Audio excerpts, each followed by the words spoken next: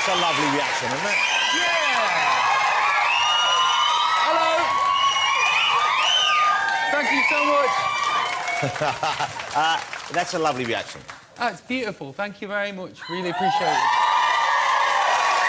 You know, it's interesting because that love for you doesn't wane. It doesn't go away, does it? And you were gone for a few years, you came back, and then you were gone again, and you come back, and it's like they're still crazy for you. It must be a lovely feeling. Are you surprised ever at the support you get here? You know, ever since we were in Take That, we've always been expecting... Can I just stop you there? When he says we, he doesn't mean we, obviously. I mean, I wish I was part of that history. No, but... I've been seeing the lads a lot, so they're on my mind. But, you know, I've always gone, right, is it this Christmas or is it this Christmas that they're going to go? And, you know, and people kind of that you're going to lose that support? Yeah. You're going to lose that? Yeah, and then when Rude Box came and it got panned and it didn't do that great, it was a bit, oh, now's the time, and here's your golden clock, and off you go, and thank you very much.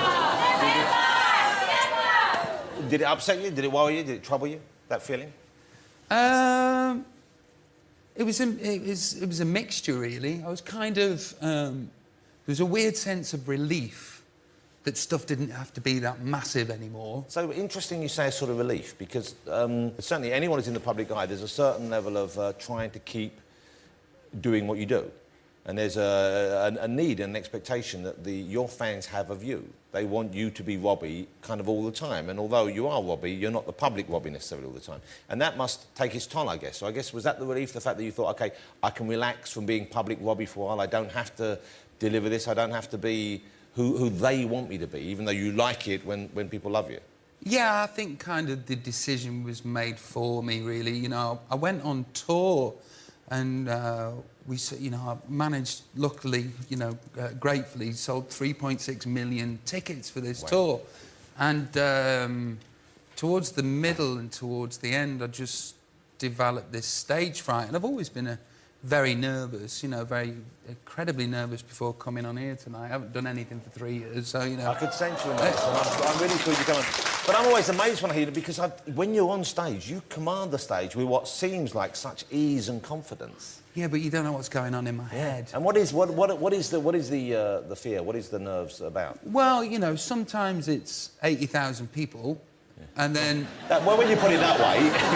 No, but, you know, sometimes it's 80,000 people, and then it's like Russian roulette. Some days you wake up and it's like, there's 80,000 people out there. And it is quite an unnatural thing to do. And, you know, a lot of the time, when I get up on stage, I am very relaxed and I just get through it.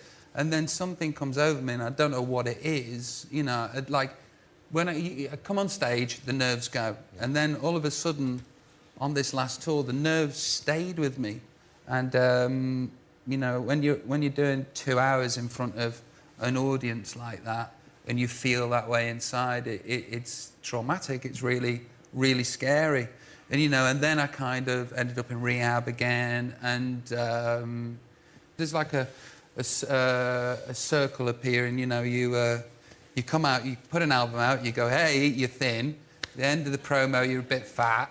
You go on tour, you like it for a bit, then you get nervous, then you go rehab. And I thought, it's time to break Robbie, the cycle. there's one step before, in between getting nervous and going to rehab, and that's the drugs, of course. It's not like, oh, you know what, I don't like...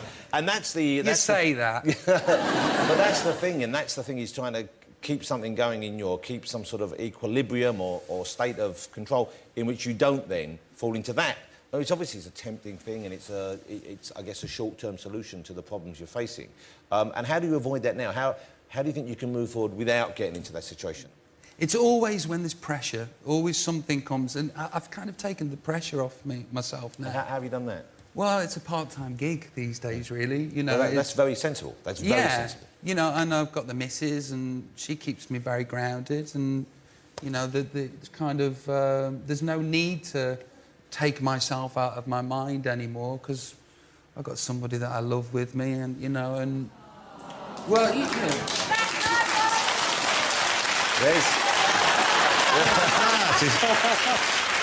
They called her on camera. So now this young lady in your life, she's an American lady. When did you meet her? Yeah, but don't hold that against her. She's really cool. No, I like Americans, don't worry. But when did you meet her? And this is something, obviously, you've been looking for the right person, and she seems... Well, I wasn't, that's the thing. you know, in the middle of my 20s, I was kind of after a maid that would look after me and fix me, and then I kind of got into my stroll a little bit and thought I was going to be a bachelor. Yeah. And then I was introduced to Ida, and just things changed. My perspective on everything changed, really, on love, on life, on, you know, what I want to do as regards to children, to marriage, and this business, you know, the whole of this game. She's a wonderful person, and I'm in love. Thank you. Thank you. Well, that's the key.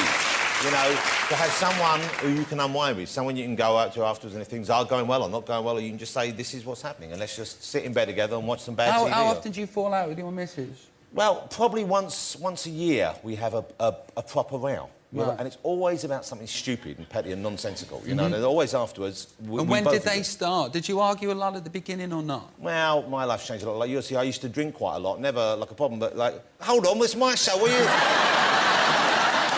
Oh, you're good, Williams. Oh, you're good. See what I did, the switcheroo? Oh, that was like he was playing that thing. I didn't know where the ball was anymore.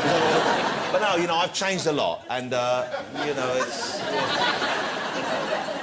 Just glad I've got someone I can talk to about it. But without her, I don't think I could have survived and stayed sane trying to do what I do.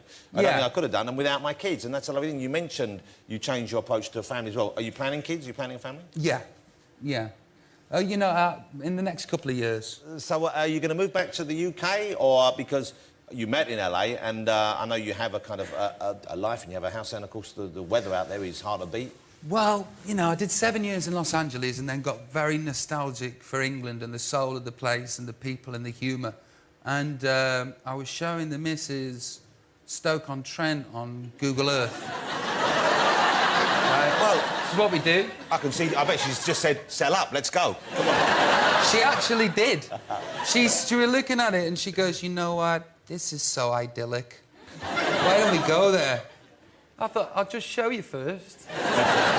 So off we went to Stoke, and we had a couple of weeks there, and it was lovely, and the people were amazing, as they always are. And you have real family and friends there, don't you? Yeah. I know you're a big part of the community there. Yeah, still as well. you know, we were thinking about Babas and all that business, and we thought, you know, I thought, why don't we come back to England and give them an English, you know, accent and school them here and all that business, and she was right up for it.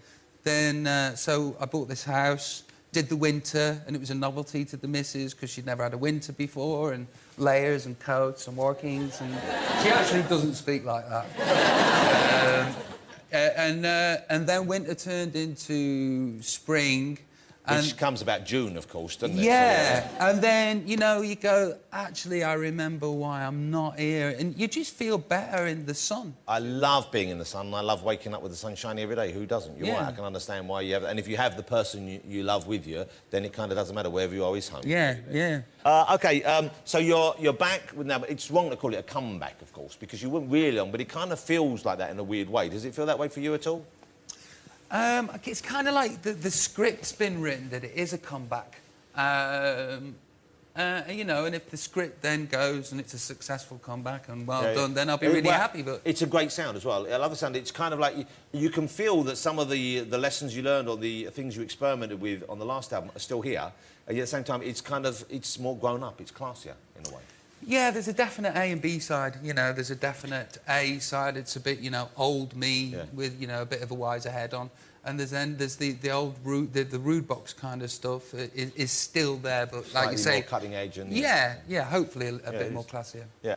Has the missus, and I'm calling the missus because I assume she will be properly, but she kind of is. Has she seen early take that footage? Has she seen you in the early days? Because you were.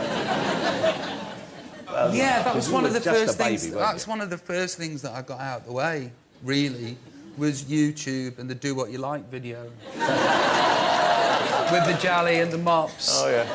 And I thought, sadly, I know that oh too well. We've shown that a few times. I thought, if she's OK with this, she'll be all right. You said you'd bumped into the boys recently.